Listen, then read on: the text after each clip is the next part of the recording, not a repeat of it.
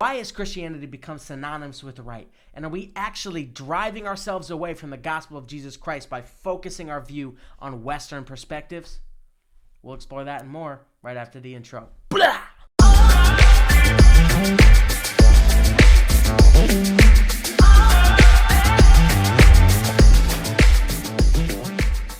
What's good, everybody? I'm Bgives. This is Give and Takes, where we dive into my thoughts on faith, culture, music, everything in between. And we have a real doozy here today. We're talking about the Republican Party. The right. Or are they wrong? Or is that just an illusion of time and space that we will never fully be able to understand? I don't know. But what I do know is that Christianity and the right have become synonymous with each other, right? It doesn't take a rocket scientist. It doesn't take someone astute in sociology to understand that this premise is true. Christianity and politics, right? What a sore and difficult subject. But before we dive deep, I just want to tell you a little bit of my personal touch points with this story, okay? I grew up in a Christian home. I am a believer in Jesus Christ. And I grew up in a very conservative and mostly white area of the country. Southern New Hampshire, baby! Moved to Philadelphia when I was about 20 years old, so back in 2015, and have essentially lived here ever since. I did some moving around for a little while, but pretty much have been here most of the time. Moved from a very one-dimensional conservative area to a very diverse and often a lot times liberal-leaning area. I mean, I'm just saying Philadelphia won Joe Biden the election in 2020, and I am still waiting for the day that he gives us the reparations for it. Not me personally, but my black brothers and sisters should see something, Joe Biden. Just saying. Who got you there? Anyway, so moved here when I was about 20 years old and began to see that there was gaps in the way that my conservative upbringing viewed the world, and especially viewed how Christians should be involved in the culture and society around us. And so I moved from a conservative to more of a middle ground, which is actually where I think the Christians should be, as to separate ourselves from the bad parts of, let's be honest, both parties, okay? There's some flaws pretty much everywhere around, and I think it's time for us to come to grips with that reality. You a Christian and you all the way liberal, all the way Democrat, you're going to rub up against the church. You're going to rub up against Christ and how God created the world. If you're a Christian and you all the way conservative, you're going to run up with God around some stuff that the conservative traditions tend to ignore.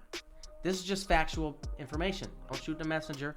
This is just how it is. So I abandoned my conservative rhetoric, landed more in the middle, and as that happened, I got backlash. Backlash, I'm not going to sit here and pretend it was a lot of backlash, but it was backlash nonetheless.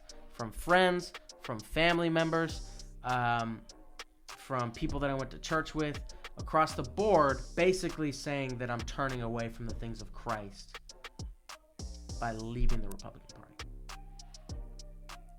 Which seems a little sus to me. Just saying. I have come to the conclusion that I believe that where Christians ought to be is right in the middle. Like I said before, it protects us from the bad and ugly parts of both political alignments, because while many would say that Jesus would be Republican, I'm not sure that that is true.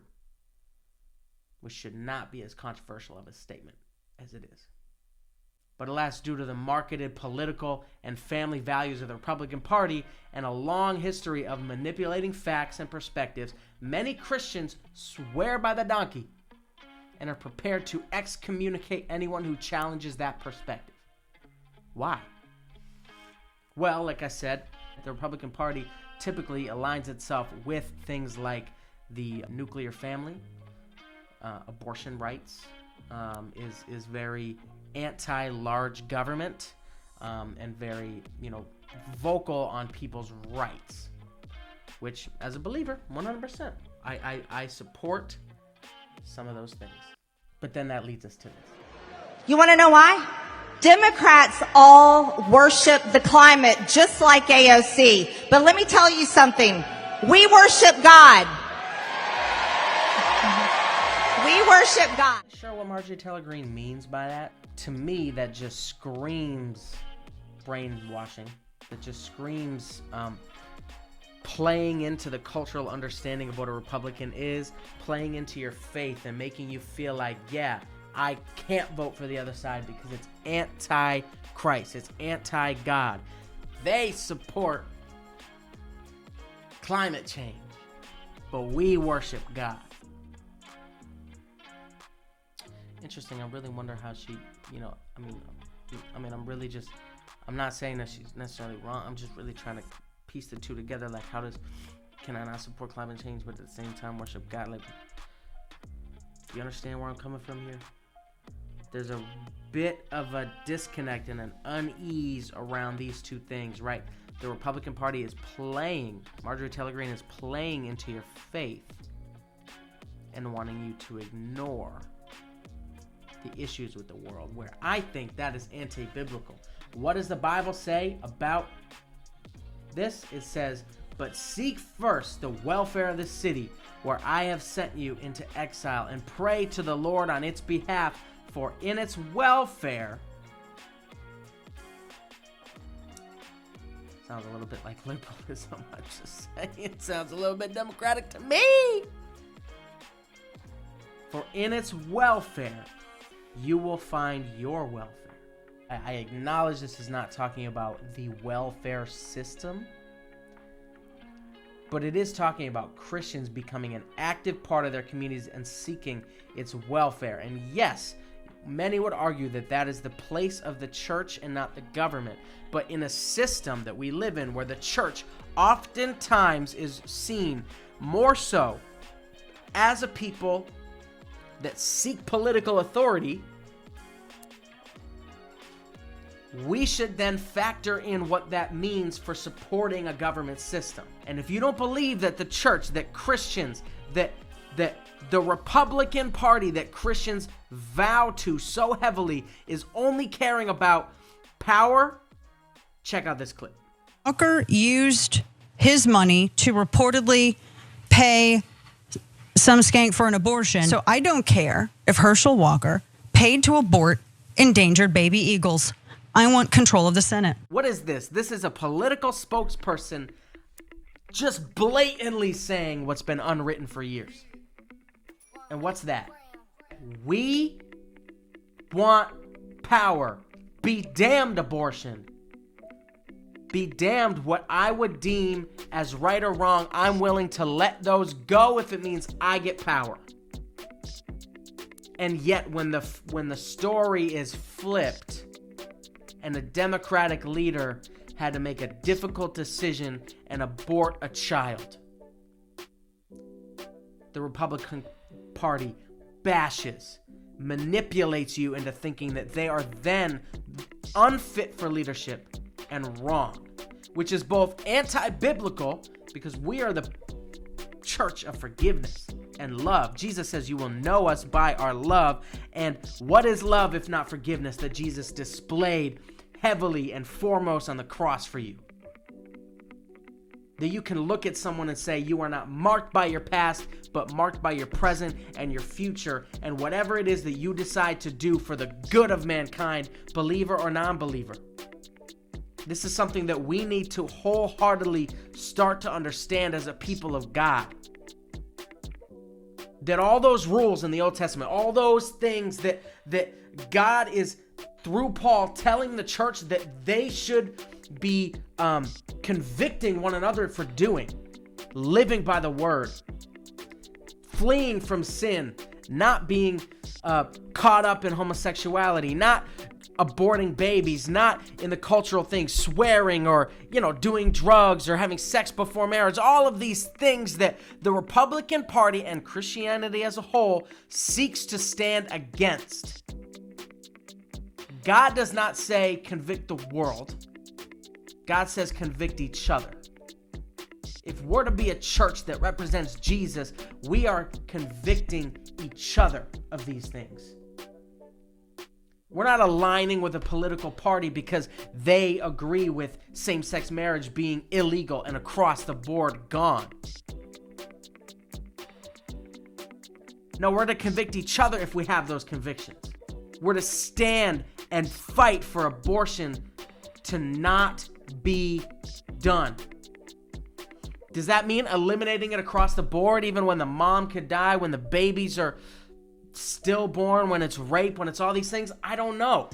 I'm not here to make an opinion on that, but I'm here to say that if you care more about power, if you care more about your political alignment running this nation than you do Jesus impacting the hearts of people around you and people in leadership in this nation, then you are not living a Christian biblical faith. You're not fully supporting the things of Christ. You're subjecting God to your political agenda. And that is unfortunately what the Republican Party has been doing for decades and decades. Convincing people that this is the option. I'd rather Donald Trump than Joe Biden. Why? Because he doesn't believe in abortion. Okay. What about Joe Biden, who's seeking to create equity across people groups that have been oppressed? I'm not saying he's doing this. I'm just saying this is what he campaigned on, right? If we're talking about campaigns, this is what we're talking about. What about Joe Biden, who's seeking to eliminate debt for people who are drowning in it? And yeah, 20K may not be that big of a deal, but it's sure better than nothing. And before you say to me that debt should not be forgiven is not the core, the center, the cornerstone of what you believe is a debt that was forgiven. I couldn't pay that debt, Jesus. I racked up so much sin it would take a millennia for me to even make a dent. But you took it all, even though I didn't deserve it. Why is it that you have to put that aside as something different when it comes to the financial debt in this country? Because rhetoric aside, it will not damage our economy. Rhetoric aside, it will not destroy this nation to relieve the backs of debts of people. It will not destroy this nation to allow that border to be more open to people fleeing dangerous situations and seeking the welfare of their family, to people getting a higher paying job and sending money back to their family so they're not starving on the streets. The gospel is supporting those people instead of standing behind a Twitter screen and tweeting at them that they need to get out of this country and go back to where they came from, or sitting in a voter's booth voting for people on one subject or two subjects and that alone. You migrated to the family of God when you became a Christian.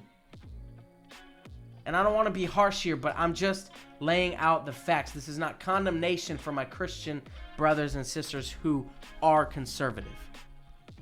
But it is condemnation for those who are conservative with no backing or understanding of why. And it's definitely sought to be a voice of conviction for white supremacy,